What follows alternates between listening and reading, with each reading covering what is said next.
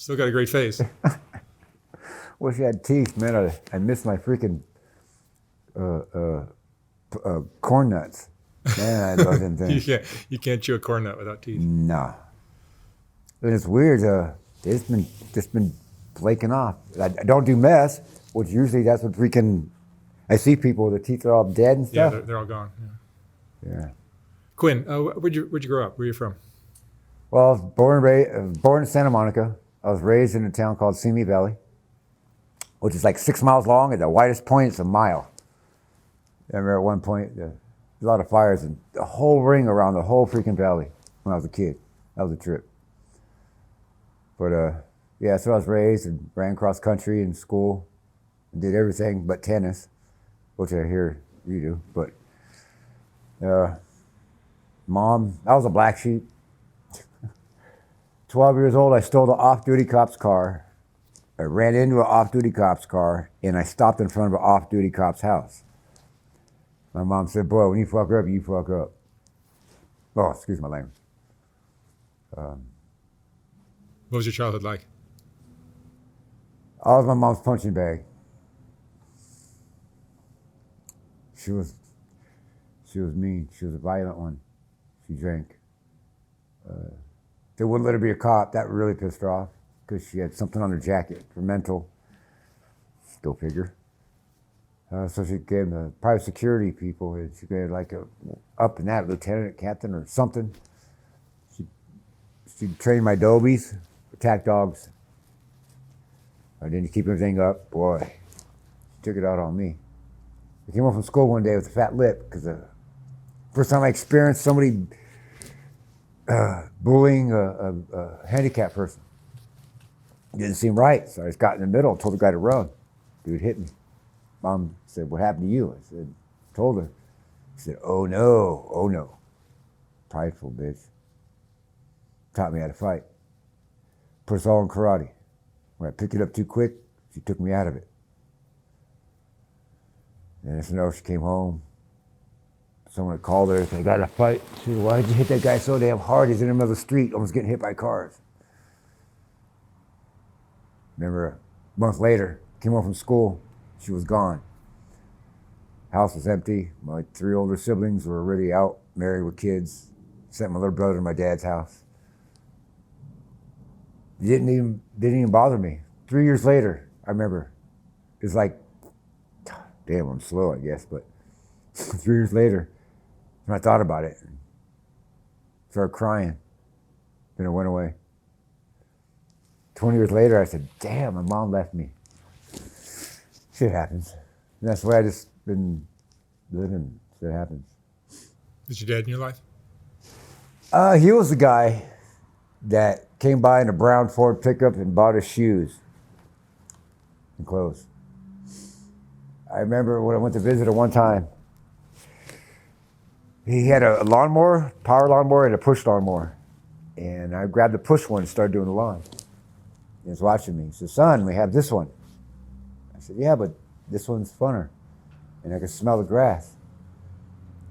And he goes, so come here. He goes, you're a boy. You're going to be a man. You're going to work the rest of your life. He said, learn to love it. I didn't know what love was. I thought it was like.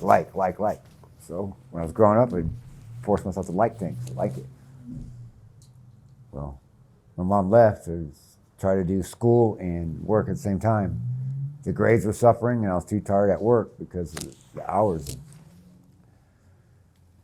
I quit school, started framing houses.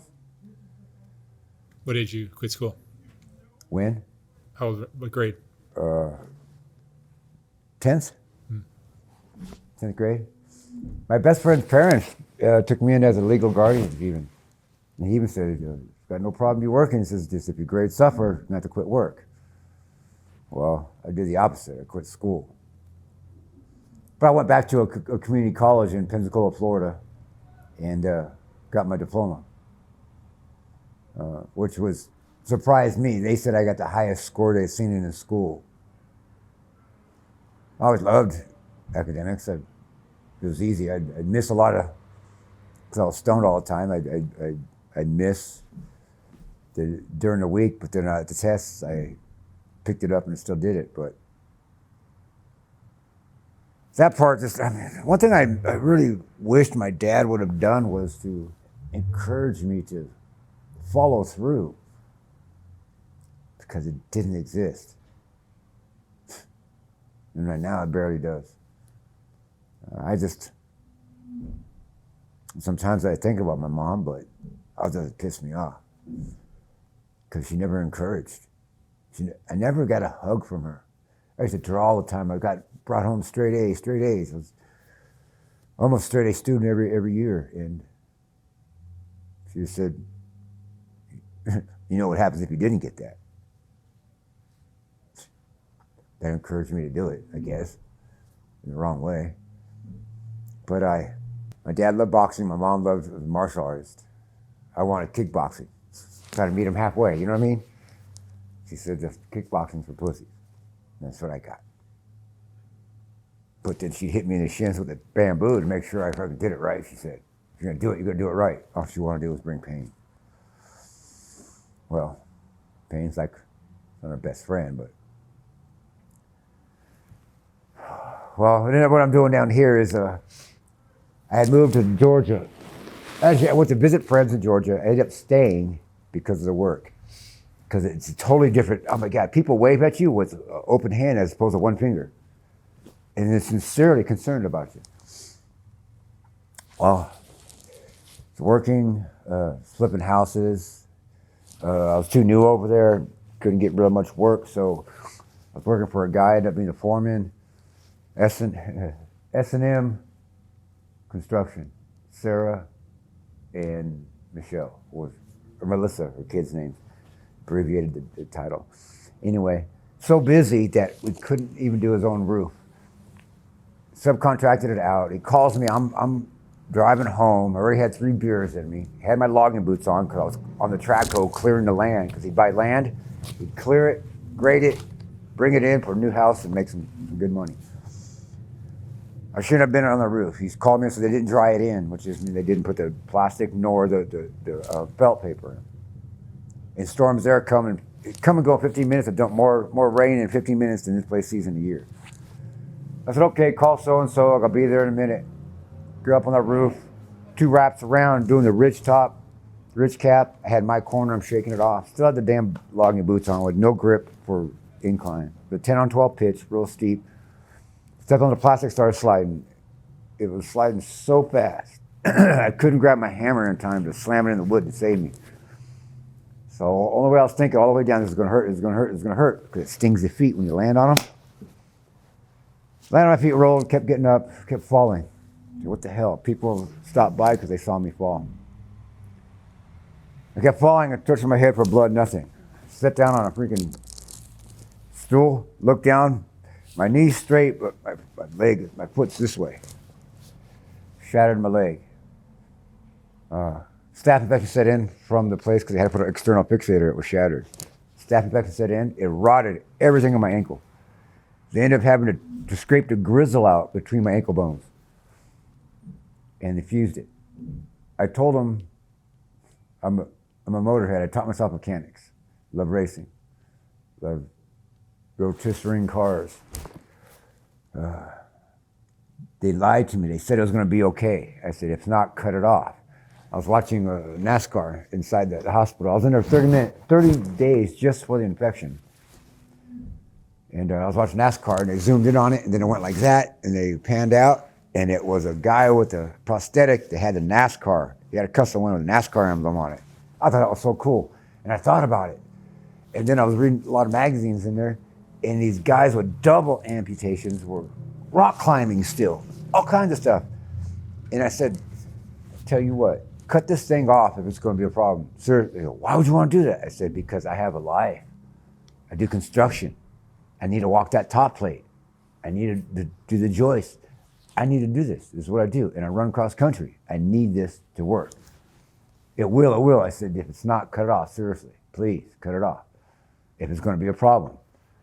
He said, it's not. Okay. The day they were to sign out, Ms. Hernandez, we need to talk to you. You may want to sit down. I said, for what? You're going to have to find another way to support yourself. So what are you talking about? They said, you're not gonna be able to use that leg anymore like you need to. I said, why did you guys not cut it off? I told you I'd get used to a prosthetic sooner.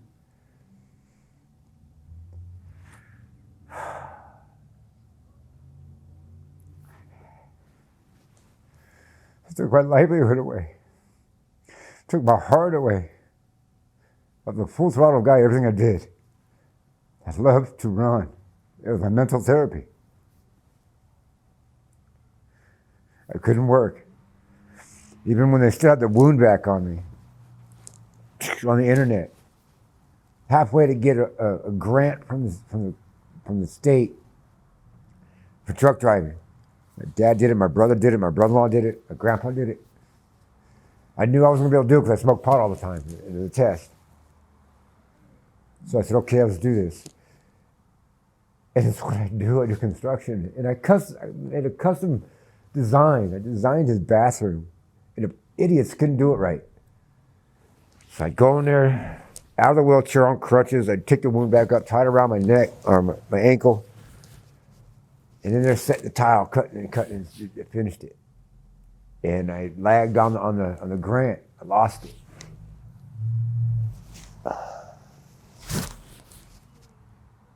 LA, California said that I expounded. What's that called when you run?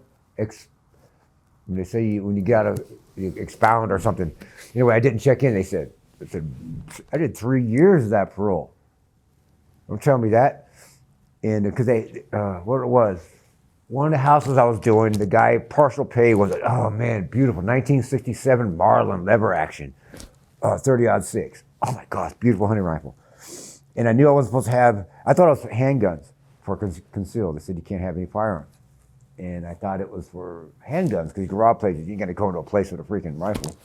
Well, I guess in the South, it's normal people walking around that crap. Went in to get it cleaned.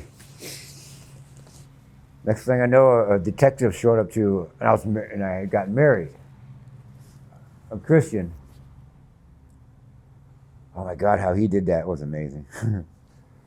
I was Christian and married a Southern belle, redhead, petite. She was in the choir. And I was there 3 months and didn't see her. She said she was there every day. And all of a sudden, poof, my eyes opened up to her. Well, we met in a marriage. She already had 3 kids. I don't have many.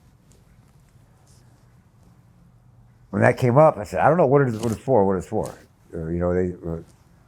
They said, well, what it was is he said, okay, you're not supposed to have it. We need to talk. Came in. Anyway, well, they said you have to do some time. You're not supposed to have it. I said, okay. I ended up doing 28 days, which usually it took 2.5 months over there just to get to court. Well, I know the Lord's hand was on that. Got me in rushed and this and that. And then she kept asking me questions. What is it? They said they wanted to hold me because California said they had a warrant for me. Well, they ended up having me come back in. They arrested me. And then when I was in jail, she asked me for a divorce because she said I was lying to her. Which I said, I don't know what it is. The judge even didn't even know. They wouldn't even tell Georgia what it was about. They came and got me, extradited me from over there to here. My life was wasted anyway, so it's not like I lost anything. What it was, the parole officer was using meth. Me and 2 other guys, she reported her notification, however she noted everything down, was incomplete.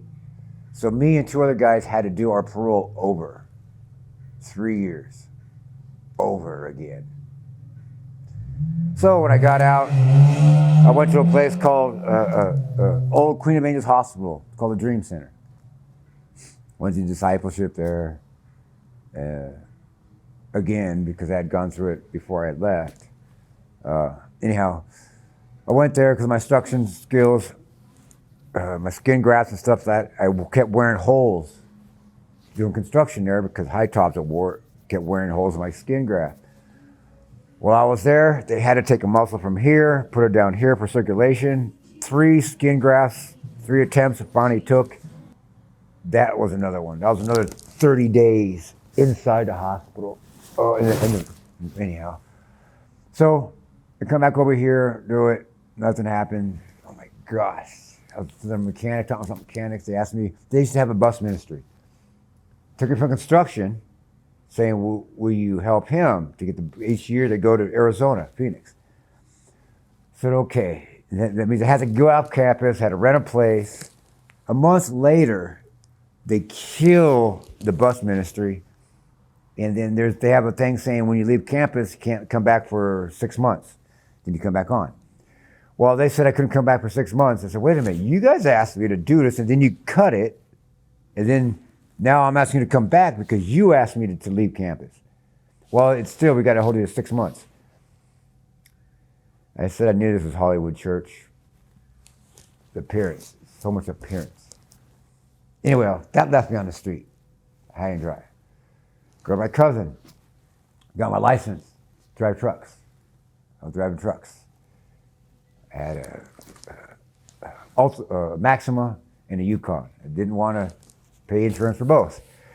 And we pick up cars from all the places. And we were down in San Diego, and every time I get a call, I couldn't get there in time to meet the person to sell the car. 15 is bad, coming back up. Anyway, this is Lake Elsinore. Get it, I'm in the Maxima, screw it, I'm going to take it to pick apart in Ontario. I know I'm going 75, the limit's 70 there. Somebody cuts me off, I wave like that, come back in my lane. CHP pulls me over, tells me blah, blah, this, blah, unsafe lane change. He said, no insurance car. I said, look, I'm taking the card, got it out, and I have insurance on it. He goes, well, bring the card in. He says, it'll take most of the payment away. I said, damn. Go to court. It only took off like $300. It was an $1,800 ticket. Speeding, unsafe lane change, no insurance. That was Wells Fargo, my bank. Great, Wells Fargo. They're thinking to make payments because I'm bad, not too good at making payments. So I need my license, and I didn't want to lose it. Had them do it. They were late with one payment. Riverside County suspended my Class A commercial license. I couldn't drive my cousin anymore. He's letting me know that ahead of time, so I was applying to other places. Gone back and forth East Coast with his company. He said he liked me, says I'm hired. The day I go to drive for him as a full-time driver, he's calling me saying, hey man, you know your license is suspended? And he has a sense of humor, like I do. And I thought he was joking. I said, man, on the 15th, I'm getting there, I'm there, I'll be there in a couple minutes. Boom. I get there, he says, seriously, gets on the internet, look, it says suspended. I said, what? He goes, insufficient funds? I said, what? Or delinquent funds? I said, you're kidding me. And they said, yet, in order to get my license back, they said I had to pay it all in full.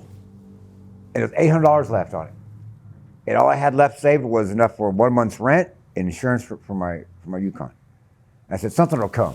I was doing side work, construction and or mechanic. Nothing came. Called my brother and said, man, I'm living on this property. I got a trailer here. It's like 25 acres, beautiful, in between Lake Elsinore and Hemet. I go, I got a trailer, I got extra room. Come, man, I need help. He says, okay. I was going to drive out there, pay for everything, and bring it back. Last minute, he dicks out. Oh, man, we don't get your way, you throw a fit. I said, I don't throw a fit. Just get mad. He goes, yeah, you and Mom got so much alike. I hung up on him. I had loaded up my car, my tools, mechanic and construction tools. My cousin told me about this place. They hand out a lot of food. Things are cheap down here. Okay, guess what I got to do? Come here. That hotel just right across the street. 3 days later, my truck is towed. They said it was from street sweeping. I said, look, it's the wrong day. I took a picture of the phone. I said, well, get a lawyer. I said, I can't afford no lawyer. Well, we don't talk to lawyers. It ended up being a bogus company that the city has subcontracted for them. And now they don't use it anymore. About 3 or 4 months after that, they stopped using it because of that. And the police said I had to get a lawyer also. So I lost my vehicle. Literally a week after that, I had got everything out of my car because I kept a lot in it and covered it. Literally a week after that, I put everything in my room up here. It got broken in. Supposedly broken in. Everything was gone. Couldn't afford it. There wasn't no SSI, no GR, no nothing. They're on the street. Remember the first night, there used to be an ice place over there on Industrial in Alameda. On that deck, I remember the first thing. All my clothes, literally my clothes are gone too. I had a shirt, it was down to here. I'm leaning up against one of the posts, and I put my arms to the side like this. And it said in the first time I was homeless, with nothing, literally nothing. And then, oh yeah, I forgot to tell y'all, been doing coke since I was like 18. Remember when rock came in, I learned to cook it. That was it. Alcohol even got to put aside for that crap. Thought it was functional, but work suffered. I almost fucking ran over people. I delivered furniture. Being so tired, falling asleep at the wheel. But still nothing set in. Here, continued. I'd quit for a while. But it's like, it's a friend, I guess. A friend that stabs you in the back. Up and down. Well, here just got worse. Nothing better to do. Pallets, work. A lot of the places that they tear down to put up new or renovate, I'd go in there and borrow copper permanently. I was calling up that side of one building one time, mainly to get my fix. And the drain pipes are pretty thick that they put on some of these old buildings, as opposed to those thin tin ones. Not thinking that the mounts, bracket that holds it, they're at age, they rust. I'm climbing up like this, using it like this, the pressure from the building, my hands like this. All of a sudden, I move up the top, and I look at it, and just right before I go to reach, the bracket goes like this. And at that balance point, I don't know if anybody's ever felt that, where it's like your stomach goes up and you're gonna go or you're not. It just stopped. And I'm 4 stories up. I would have been flat white.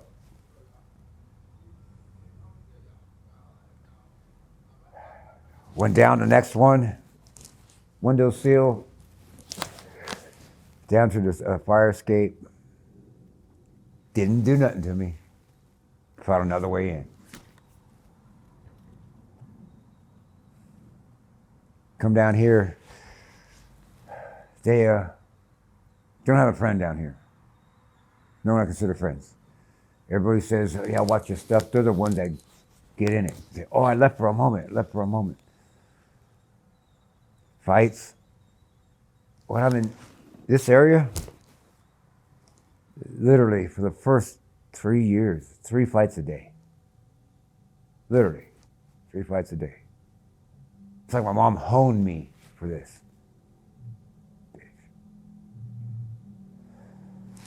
Those of you who like your moms, sorry.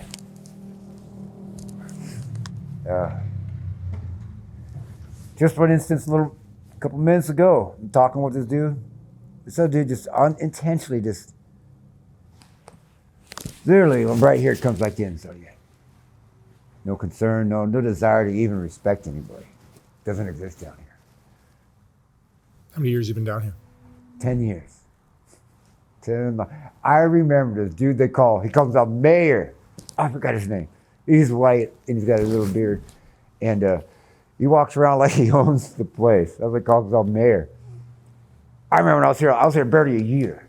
And I said, dude, how long you been? He goes, 10 years. Like he's proud of it. I'm like, dude, why are you homeless for 10 years?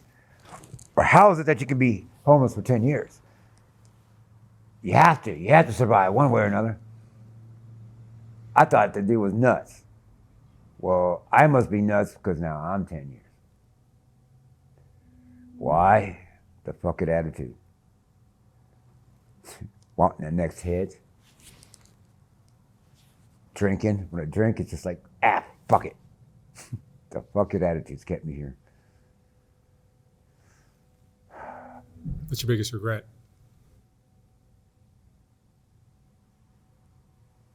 Not telling my mom I love her.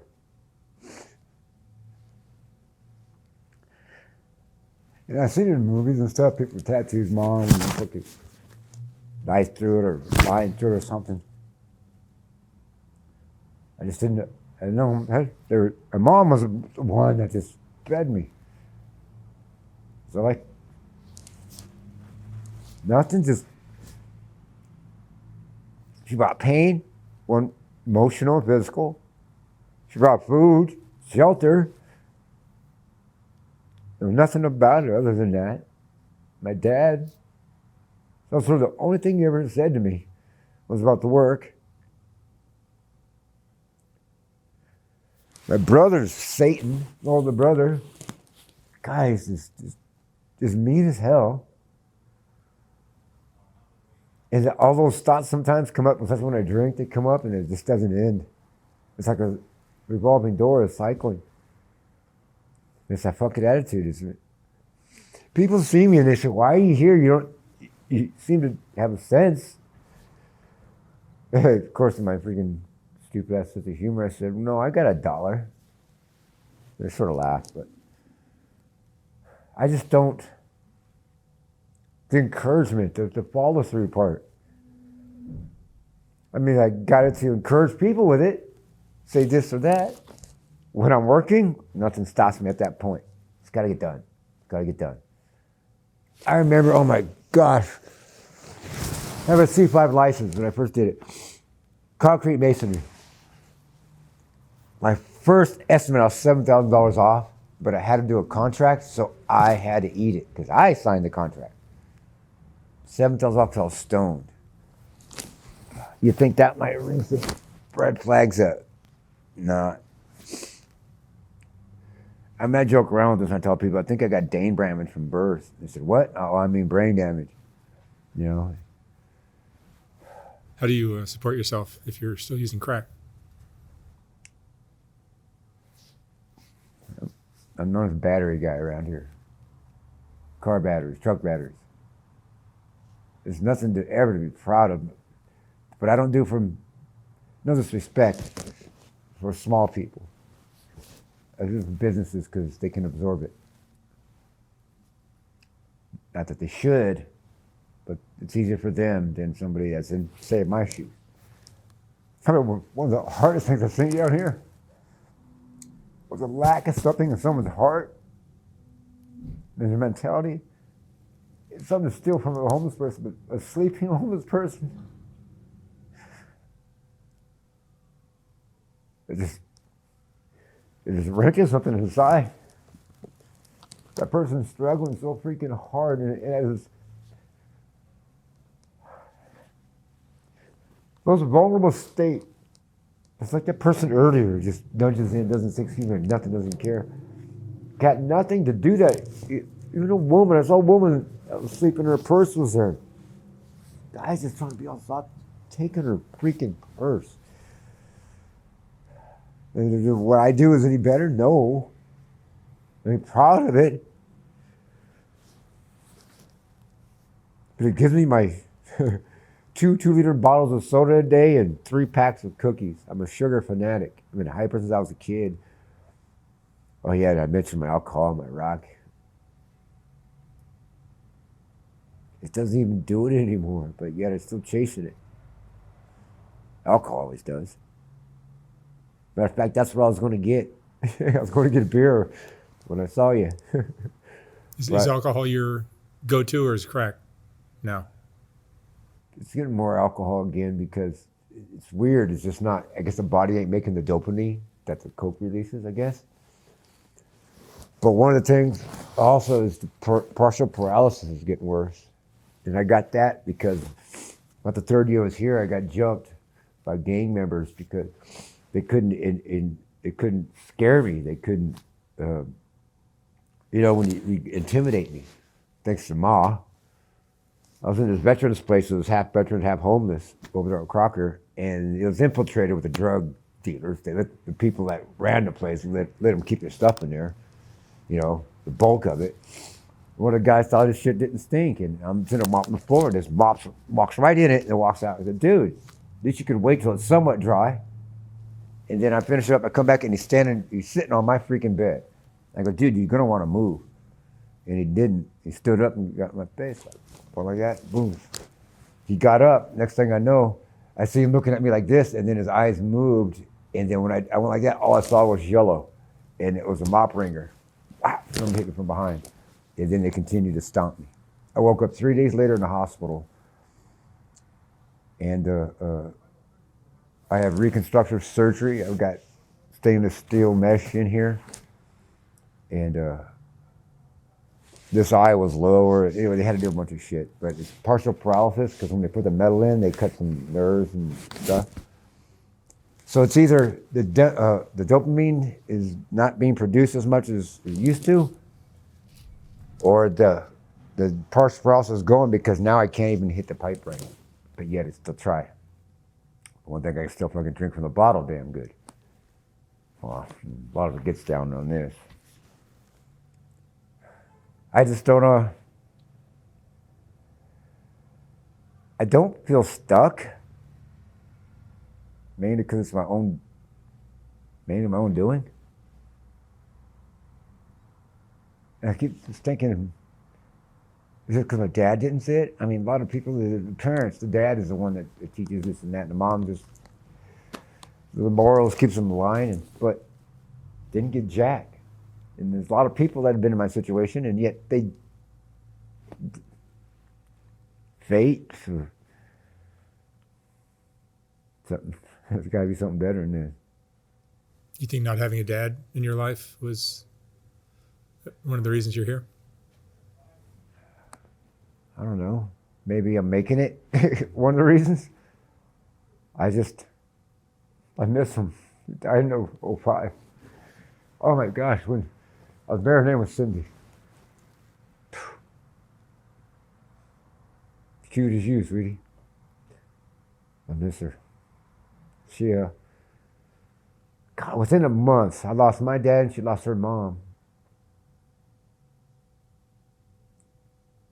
Brought us closer. That's why when that happened with the saying I expounded, she said I was lying. She couldn't believe that I was lying. And I'm not lying. So, I don't know.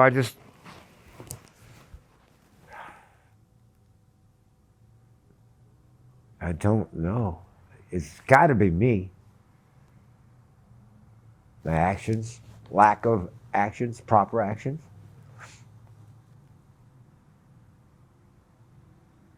I mean, I've been hired jobs down here. If it doesn't have interest to me, I'll do it. But then I honestly, you know what? Nah. What's your biggest fear now? Fear of the future. Like, what are you afraid of happening? I don't know. I'm concerned about that fentanyl crap because it could be put in anything. That looks like crack. Yeah. Well, yeah. Why would they do it with crack? It's mostly synthetic heroin, and they're opposite ends. One's up, one's down. And that's another thing. Those people who do it on purpose, some just don't know how to do it, and then people are putting it in on purpose. To me, makes sense. One's an upper, one's a downer. Why would you put a downer in an upper? Only one reason is to kill people. I mean, the people doing and then I didn't know you could do it by itself. And I said, well, how do you do that if it's so strong? Well, it's because they dilute it, whatever. My concern is I'm never going to see my sister again. Laura, miss you. I don't want to die without saying I love her again, nor her kids. And yet, all the effort I put into feeding my body the alcohol and the rock, why don't I do that in trying to find her, to communicate with her?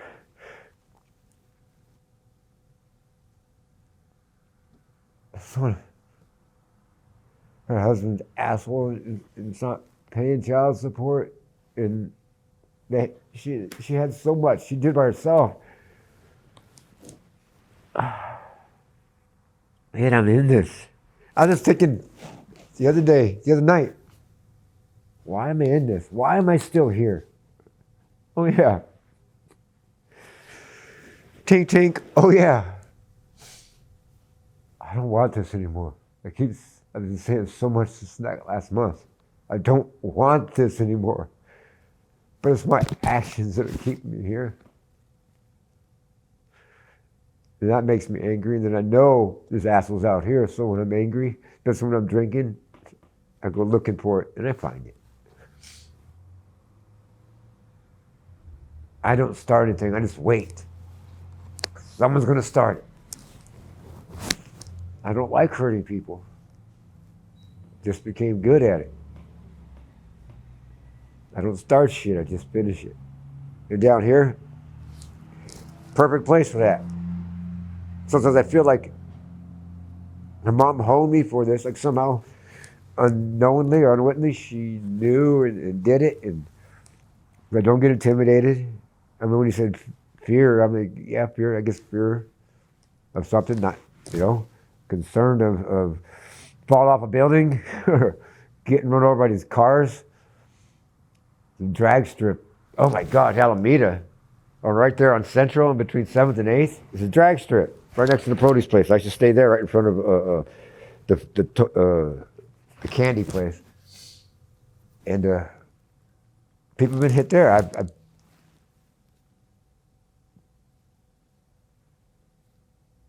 It's amazing to see people die in front of you and die while you're talking with them. That would break your ass up. Not. Quinn, what would you say is the most important lesson you've learned in your life?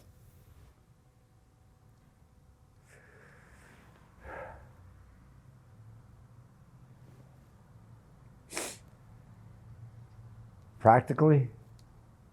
A practical one? What is the lesson or not? I see the skill that I've learned, because it should be doing it right now and keep me alive, helping other people with it. The lesson is something that you've gone through and you learned from. I'm just going to say don't trust anybody, but I can't. I have to. I do. Lesson.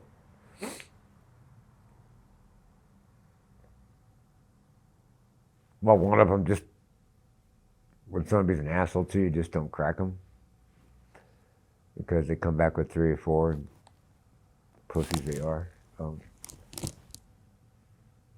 Yeah, but practical, I should be saying what alcohol has done. But I only got 1 DUI. That's not the thing. It's alcohol, how bad it is, and all the shit that I've been through for it. The Rock, all the shit I've done to feed it, the things I've lost, the people that I pushed away. But the learning from that? Have I? Apparently not. Do I want to? Yeah. I want to learn from that just as bad as I want to hit.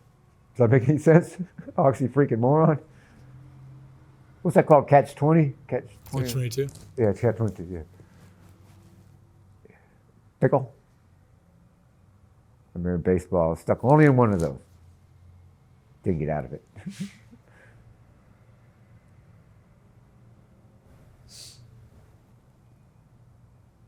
I guess I want to say this. The lesson is to not assume everybody's the same. Down here has taught me to not to be humble, because I guess that wasn't a sense, but to know it's the person, not the situation they're in or what they have or don't have. This place has allowed me to see it in a different way.